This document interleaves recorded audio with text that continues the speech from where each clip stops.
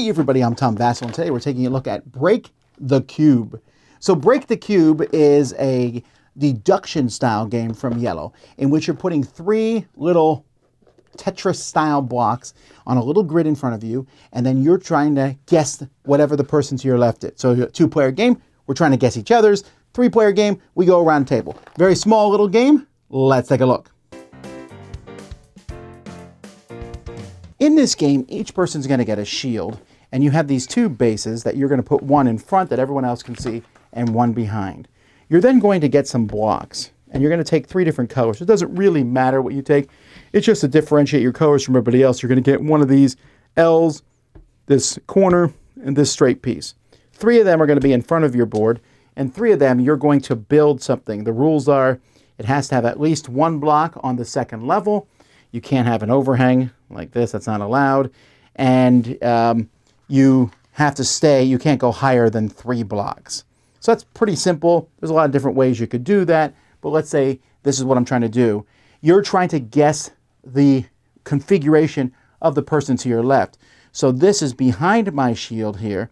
And the person next to me is going to be using these blocks and manipulating and trying to figure out what I have. And so this is done by just going around the table. And you have 3 different questions you can ask someone. You can say, what do you see at a certain number? So someone might say to me, what do you see at number 4? So this is looking straight down. So number 4 is orange. If they ask me number 6, I would say blue. Even though there's a blue and a white there, looking from above, the only thing I can see is a blue. If you ask about a letter, this is another question you can ask. You're basically asking to see what colors you can see from that letter, starting from the bottom to the top.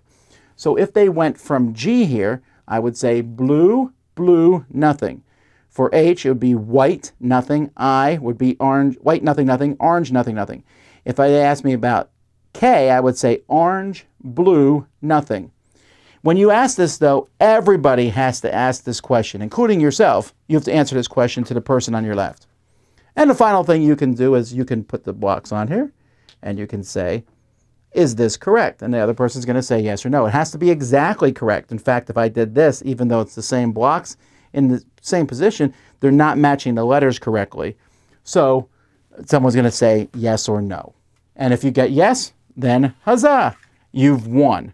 But everyone has the same number of turns, so it's possible multiple people can win if they can guess on the same turn. There's some variants. You can use sheets of paper. You're not supposed to use sheets of paper. You're supposed to kind of memorize stuff. So if you use this, you can also, if you're playing with 2 players, play with multiple blocks if you want to. And you can play where you don't make any mistakes. If you guess someone and you're wrong, you lose. But anyway, that's how you play.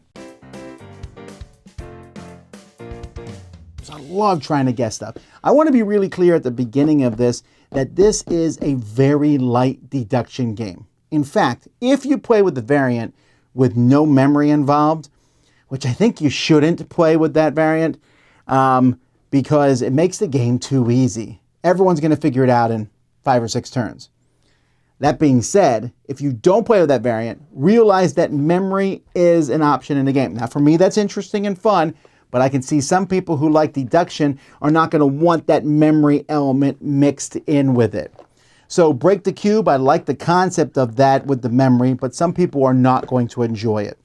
For me, Break the Cube is a 7. This is kind of a beginner's deduction game for me, and I'm going to be able to play it with those folks. I prefer it, I think, probably with 2, but with multiple players, like I said, it can go up to 4 players. Everyone is guessing the person's on their left, and you can have multiple winners. With 2, there's 1 winner. I guess you could tie if you both figure it out at the same time. It's really a simple concept. I'm looking above, so you're figuring out what the blocks look like from above. You're asking that, and you're going to ask that more often than not because you don't want to give out too much information, but you're going to need to ask some of those letters. It's just that when you do, it's going to give everybody information. I'm not sure why the rules were written that way, but it does work really well. Again, I love deduction games. There's a Search for Planet X, which is a deep, involved deduction game. There's the old classic Sleuth. There's Mystery of the Abbey. There's Clue. I'm telling you, this is just a mild step up from Clue in a sense. It's simple, it's fast, it's small, it's portable. I like the colors, the feel of it, but you have to go into this realizing it's pretty easy. But that does mean you can play it with kids. It also takes 15 minutes. There's not many logic fillers.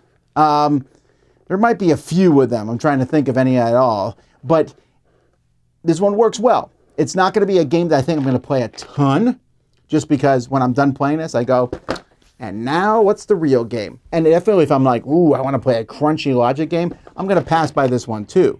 But if I want to teach kids logic, I'm definitely bringing this one out. If I want to play a logic with someone who's not necessarily wanting to be brain burned, which I'm finding out is a good chunk of the population of humanity, then this one is a fun one to try in that style. So that is Break the Cube from Yellow. I'm Tom Vasel. We'll see y'all next time.